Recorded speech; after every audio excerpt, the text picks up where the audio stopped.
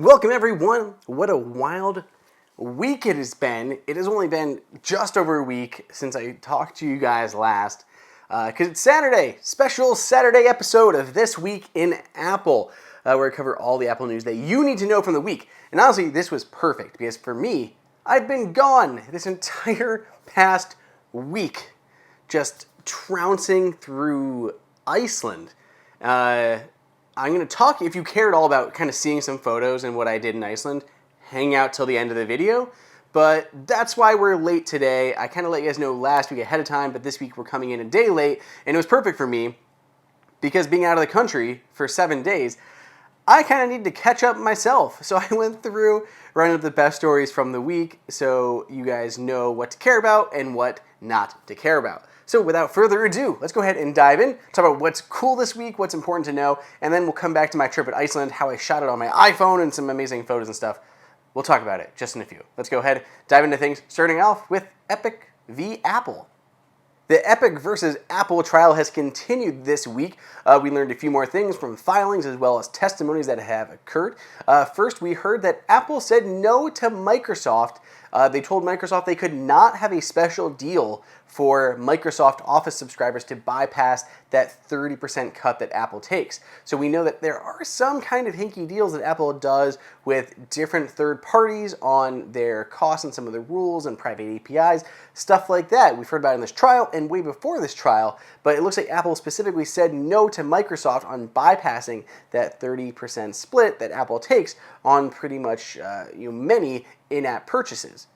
Also, speaking of Microsoft in this trial, Apple sought to strike testimony or at least get it very much criticized from a Microsoft witness that Epic had called. So Epic called a witness from Microsoft talking about Xbox, seeking to prove how the Xbox, the hardware itself, sells for a loss and Microsoft makes up money by selling games, licensing games to the different studios that produce games for Xbox. And while the Microsoft witness spoke to that, saying that they did not make any money on Xbox hardware, they were not able to prove that with any documentation. They did not provide the P&L, the profit and loss statements that show that they didn't make any money from Xbox hardware sales. So that's where Apple found its kind of a hole to wiggle in there, and they filed a motion to have either that testimony removed from the record or at least taken with a hefty grain of salt because they could not prove the statements that they were saying.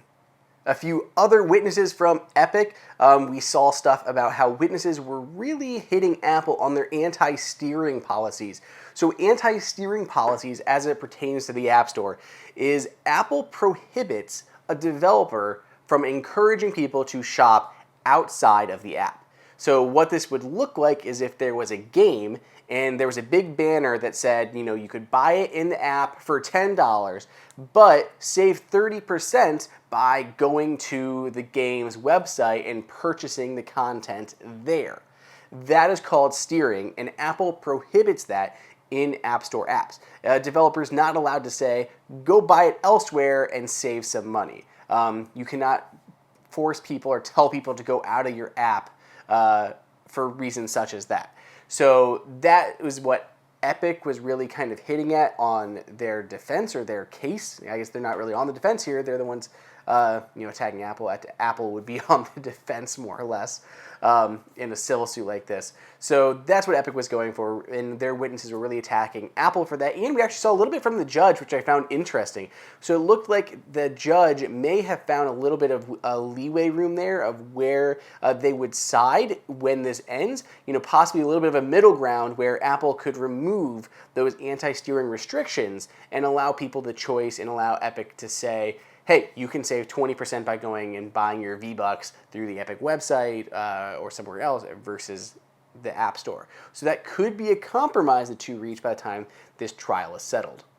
They also debated whether or not gamers or users switch platforms based on too high costs, say they're unhappy with the App Store. Are they really going to forego their iPhone and switch to Android just because of these higher costs or something like that? That's something that was debated for quite a bit. Epic was also trying to paint the picture where iOS would be very similar to macOS, where apps would be distributed in multiple ways through an iOS App Store as well as through the browser or other app stores that could be installed on your iOS device, your iPhone or your iPad. So Epic was basically trying to say it would be similar to the Mac in that regard, but they say it could also be safer because of the security limitations that iOS has in place. Tangentially related to the Epic lawsuit, we saw a new lawsuit in the UK. It's a class action lawsuit that is again calling Apple out for its 30% App Store fees. So this class action lawsuit saying that Apple is charging a ridiculous amount, 30% fees, and that all apps are passing that cost along to consumers. And because of that, everyone who bought apps on their iPhone or iPad since 2015 are due a refund for part of that amount. Analysis says that it could cost Apple up to $2 billion if they lost that lawsuit. Apple calls the lawsuit meritless and that it has no bearing or no standing, mainly because almost every other digital store charges a very similar fee to Apple. And anytime there is a cost associated with selling something, whether it's a physical good or digital good, anything that goes into that cost, including fees, are typically passed on to the consumer. That's how you get your price of what to set it at. The cost to create it, the cost to create it is going into the cost and then passed on to the consumer. So I agree, this one doesn't seem to hold much water. Apple says they're excited to present their case and talk about the benefits of the App Store and the innovation that it drives. Lastly, based on how Apple was presenting the popular app Roblox, the app has rebranded itself from a game to an experience. So Apple was saying it is not a game creating platform, more of an experience creating platform. That's how they referred to the app in the Epic trial. And since then, Roblox has actually rebranded themselves online and in the app stores as an experience. Things that used to refer to as players are now referred to as people or persons. A lot of things like that. So it's very interesting that Apple cites, Roblox as an experience platform and not a game. Previously was really marketed as a game, and now Roblox itself has actually said we're an experience platform. So kind of going along with what Apple said. So it seems like Apple has some people on their side, even if Epic is obviously on the opposite side of that. Other news this week that I'm catching up on, Apple made a bit of a controversial hire earlier this week. Apple hired Antonio Garcia Martinez, who wrote Chaos Monkeys, a book about his time in Silicon Valley. And he was a former ad VP, ad manager at Facebook, and Apple hired him to help run some of their ad business. Well, that did not go over too smoothly. Soon after the hiring, a petition was circulated of Apple employees calling out this guy for very misogynistic writings that he had in his book, Chaos Monkeys.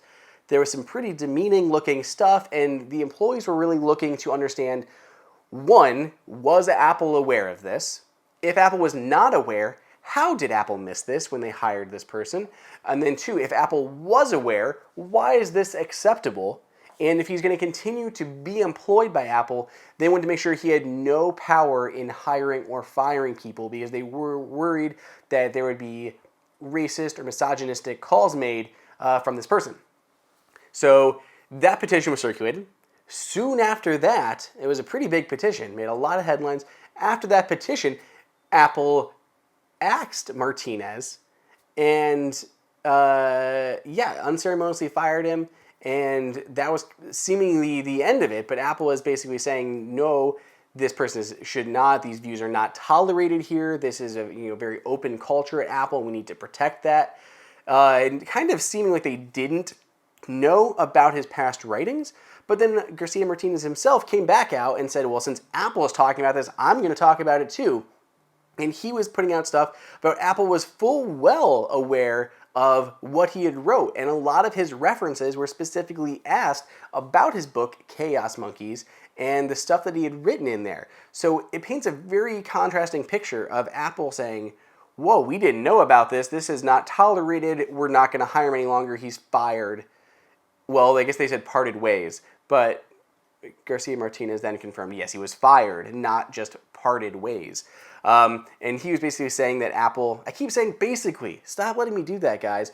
But he came out and said that Apple was well aware of that stuff. They had asked all of his references, and Apple really courted him to join Apple in the first place. And he had upended his life. He had sold his home, all of this to devote so much time and effort to Apple. Then Apple canned him in this snap decision based on the news cycle.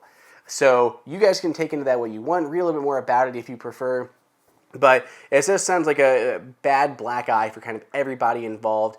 A lot of those views were more than problematic and definitely should not be tolerated.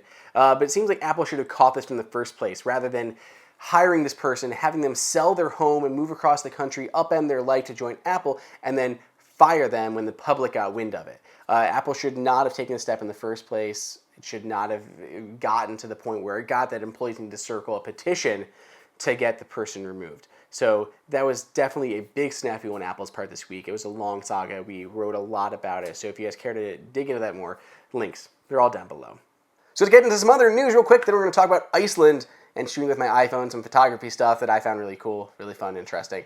Other news for the week. So if you guys are familiar with Project Connected Home over IP, CHIP, it's been rebranded this week as Matter. So this thing run by the Zigbee Alliance is a new connected home platform that aims to make everything very work amicably across Google Home, HomeKit, Apple's smart home platform, as well as Amazon Alexa. So you guys can get certified with Matter, and then it'll work on all three of those platforms right away. There's a new branding logo that could go on the products themselves to let you know that it works across all these smart home platforms. So whether you prefer Google Home, Amazon Alexa, or Apple's HomeKit, you can buy one product that is going to work across the board perfectly seamlessly. And we saw a lot of companies coming out in support of that too. More publicly, we saw Yale, Assa Abloy really devoting into that. Philips Hue, they've devoted to that as well. So we're going to see a lot more companies, I think, launching support of Matter products, which could first come to market later this year. So very close to getting Matter into everybody's hands, and we're going to see a lot more smart home products work with HomeKit as well as everything else. There's a new, somewhat sketchy rumor that this week, in like 3 days, on May 18th, Apple could release two things: an updated sense of AirPods 3, and a lossless hi-fi streaming service tier change to Apple Music. So these things are all very credible. We've heard stuff about them before. We saw all, even on the Android version of the Apple Music app, some groundwork laid for a hi-fi lossless tier or maybe not even a tier, but just an upgrade to Apple Music streaming quality. But it just seems odd they're going to do it on a launch week, because if you guys aren't aware, this upcoming Friday is when we're going to get the new iPads, the new Apple TVs, new iMacs. All of those are going to be landing in our hands, our grubby hands. I can't wait for them. That's coming out on Friday. So it seems odd that right before that, like kind of in between launches on a launch week, they're going to drop new AirPods and an upgraded Apple Music option. So the timing seems a little bit odd, but keep an eye out on Wednesday. This could be a possibility, so watch out for that. Ming-Chi Kuo, the famed analyst, says Apple's own 5G modem could land in the 2023 iPhone. We also saw new leaks and rumors that are pointing to a smaller chipset used for Face ID, able to shrink the notch in the iPhone 13. This is something we've heard a few times. We've seen substantiated a few times. We saw stuff from Prosser. We saw stuff from a leaked iPhone 13 schematic dummy unit that was built up, but all pointing to a much smaller notch, Face ID notch, on the top of the iPhone 13. Last few stories here. The FDA has done a lot of testing into MagSafe in the iPhone 12 against pacemakers, and they've said the risk is extremely low. So it's a very low risk. You should still proceed with caution if you do have a pacemaker installed, but it doesn't seem like those magnets are going to have much of an adverse reaction on those vital parts of you. There was a lot of talk right when the iPhone 12 came out how impactful MagSafe would be on sensitive equipment like pacemakers. So this is definitely good news that they found the risk to be very low. Applications are now open for the Detroit Apple Developer Academy. So the Academy was announced before. Now applications are open for people to submit their applications to join. And finally, Tim Cook announced a new scholarship in his hometown of Alabama. In Robertsdale, Alabama, there were 7 winners of the new Tim Cook scholarship. Tim Cook is pledged to fund the scholarship for at least the next 10 years, and each recipient won, I think, $7,500. So a pretty decent sized scholarship there for each of them, 7 winners. Over $50,000 commitment every year from Tim Cook. So definitely a nice thing to go to his hometown out in Alabama, Robertsdale, Alabama. So now the part that I was most excited about. I've been in Iceland since last Friday, when the last This Week at Apple came out. So I was gone from Friday through this Friday. My wife and I went over there for an amazing kind of like a anniversary trip, basically. And the biggest thing for us was just getting photos. So we went out there equipped with a lot of stuff to get through the trip. So I mostly shot everything on my iPhone, which I think is the cool part. So here's my iPhone hanging out over here. Eek. So yeah, I shot everything on my iPhone, and I used a ton of moment gear for this trip because we were mostly kind of like almost like backpacking around, and I wanted to travel as light as possible. So I tried to pack everything super light, and I wanted things that were small and made sense that I could get the best quality photos and videos out of. So I took my iPhone 12 Pro Max, the best camera that Apple makes, and I put it in my Moment case. So these are the new cases that work with MagSafe. So if you got anything that's MagSafe around, this is the ESR mount here, just snaps right on. MagSafe cases. So I put my MagSafe case in this, which was also helpful for in the car because I had my Moment MagSafe mount that I took with me, so I could just slap this on the dash and drive around hands-free in the country. But then I also took out this is called the Shutter Pod, if you guys aren't familiar with this. Shoulder pod, not shutter, shoulder pod. So I use this a lot. So it's nice because one, I've got a strap here that I can kind of keep a little bit extra hold on it and then grip it. And then my iPhone goes right in here like this. So I can get some really steady shots as I'm shooting with my shoulder pod and Moment's MagSafe mounts. So it's very handy, very easy to hold on to my phone. Not only that, but there's a spot at the bottom. I've got a tripod mount on here. I took my Peak Design mobile tripod. I've done a review of that and I love it to death. So I put the plate here on the bottom of the shoulder pod, and then this popped right in the tripod. So if I was doing something with a slow shutter, like some of these waterfall pictures that you guys are seeing, I snapped it onto the shoulder pod, and then I used the long exposure feature of the Moment app to get these amazing slow shutter speed shots of the waterfalls in Iceland. It was bloody incredible. So really handy there to go along with my iPhone and the case and the MagSafe gear. I also took a few other Moment things. Bear with me. I grabbed all my Moment lenses, and then I grabbed all my Moment travel wear stuff. This isn't an ad, by the way, for Moment. This is literally just what I traveled overseas and shot with. And it was so successful, I kind of wanted to just share with you guys. But yeah, so I have this here, which is Moment's battery pouch, like for cameras. And it's very handy. If you can see inside, it actually has 2 slots here. So this side with the green, fresh batteries. And on this side with the red, dead batteries. So I can take this with me, swap out batteries on, my wife did take her camera, so we used this, and I could keep track of the camera batteries for her Nikon. And then on the top, I've got memory card slots, which I did use because I also took a GoPro. So I had extra memory cards up here, as well as slots for filter adapters. So depending on what lens or mount or anything like that, I had a few different filter adapters that I kept in here. And then some adapters here in the center for tethering to our iPads to pull in photos if we were going from anything to anything else. So I grabbed Moment's pouch there. I also had go to this guy here. This is their tech pouch, which is just handy. All just full of stuff. So it's a bigger pouch. And then inside of that, random GoPro in here, guys. There's also like a smaller pouch. So I've got like cables and everything shoved in there. An extra smaller pouch. I was able to keep everything really organized. And then I had this for my wife's camera, as well as some of my ancillary gear. But this is Moment's camera bag insert. So very sturdy. I got a couple extra lenses in here as well as her mirrorless Nikon, and everything just fit in here super nice. And we brought this, which goes well in Moment's backpack. Moment's backpack here. So front pocket, really easy. I actually had a couple filters in here in their cases, so I could just pull these out when I needed them. And then the insert actually clips into the side of the bag, so I can open up the side of the backpack and get to the camera inside, or if she had the camera and I would just throw some of my extra camera gear in here, I could still slide it in. And there was still extra room in the backpack for everything else I needed.